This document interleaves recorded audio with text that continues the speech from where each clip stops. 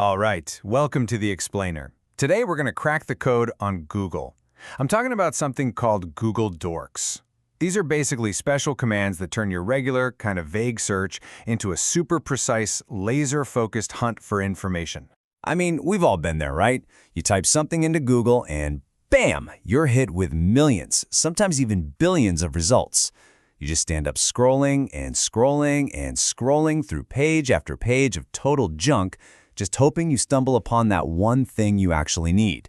It's so frustrating, and honestly, it's a huge waste of time. So, here's our game plan for this explainer. We're going to start with why Google search can be a problem. Then, we'll introduce you to your new search superpowers. After that, we'll build out your basic toolkit, show you how to unlock some advanced searches, and then combine everything for total mastery. We'll wrap up with a quick word on ethics and a recap of everything you've learned.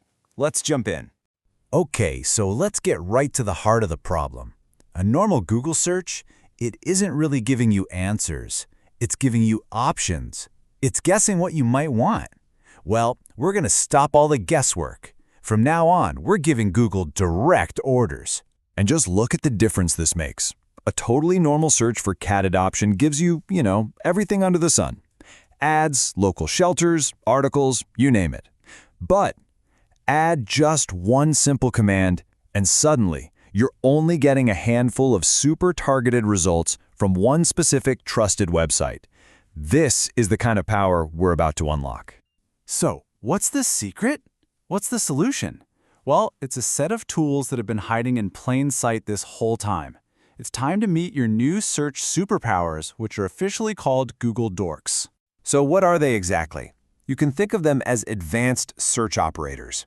Basically, they're special commands you add to your search to tell Google exactly what you're looking for, and just as important, what you're not looking for. The analogy I like is this. A normal search is like walking into a library and vaguely asking the librarian for books about war. A Google Dork is like handing that librarian a specific call number. See the difference? You're not asking anymore, you're directing. All right, let's start building your toolkit. We're going to begin with 4 absolutely essential operators. And I'm not kidding, just mastering these 4 will immediately put your search skills in like the top 1% of all Google users. Seriously. First up is the cite operator. This one is a game changer. It basically tells Google to ignore the entire internet except for the one specific website or domain that you tell it to look at. And you can see just how powerful that is, right? By adding cite.bbc.com to your search, you instantly cut out all the noise, all the blogs, the random opinions, all the clutter, and you limit your results to just one single trusted source.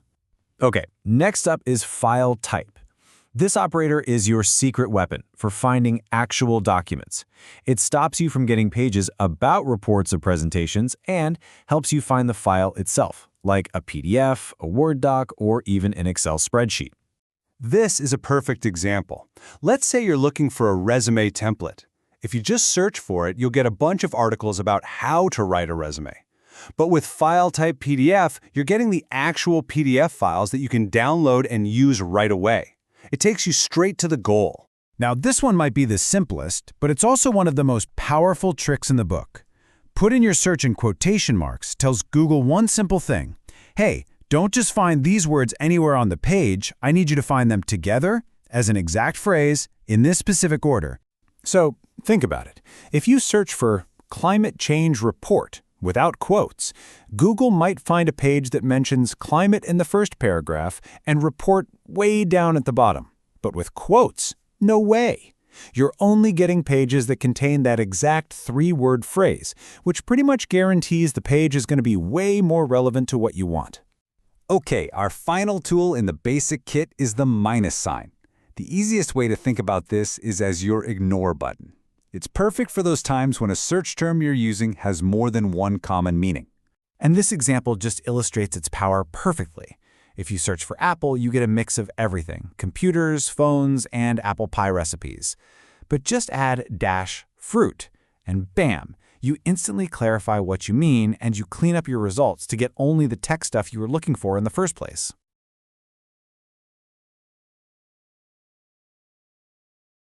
Okay, you've got the basics down. You're already way ahead of the curve. Now let's level up and add some more nuance. These next couple of operators give you incredibly precise control over where on a page Google is looking for your keywords. Meet in title and in URL. Now think about this. If a word you're searching for is in the page's main title or even in its web address, that's a huge clue that the word is central to what that page is all about. These operators let you hunt for those specific clues. So for example, using in-title recipe helps make sure you're getting actual recipes, not just stories that happen to mention pasta somewhere. And here's a little pro tip for you. Using in-URL login is pretty much the fastest way to find the sign-in page for almost any website out there. Super useful.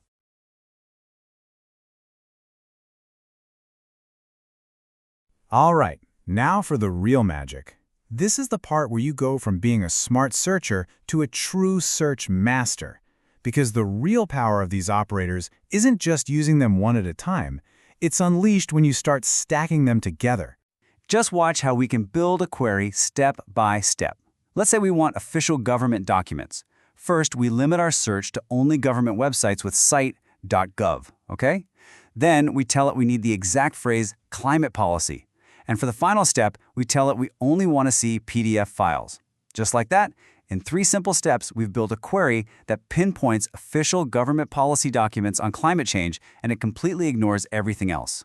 And really, the possibilities here are endless. You can hunt for academic papers on university websites. You could dig up official press releases from government sites. By combining these operators, you're not just searching anymore. You're building your own custom, super-specific search engine for exactly what you need in that moment. So you now have a seriously powerful set of tools at your disposal. But before we do our final recap, we really need to have a quick but important chat about responsibility. And this is incredibly important, so please listen up. These tools are meant for efficient, ethical research. That's it. They should never be used to try and find private files, sensitive data, or any information that isn't meant for public eyes. With great power comes great responsibility, right? Always search responsibly. All right, and here it is, your final cheat sheet. Just to lock it in. Remember, you can now use cite to target a specific website, file type to hunt for a specific kind of file, you can use quotes to match an exact phrase, and the minus sign to exclude words you don't want. You can search inside titles and URLs, and of course, the real key to precision is to combine them. Look, the internet is this massive, unimaginably huge library, and you now have the keys to every single room. You're not just a passive searcher anymore, scrolling through whatever Google decides to show you. You're an active researcher. You're in control. So the only question left is, what will you discover first?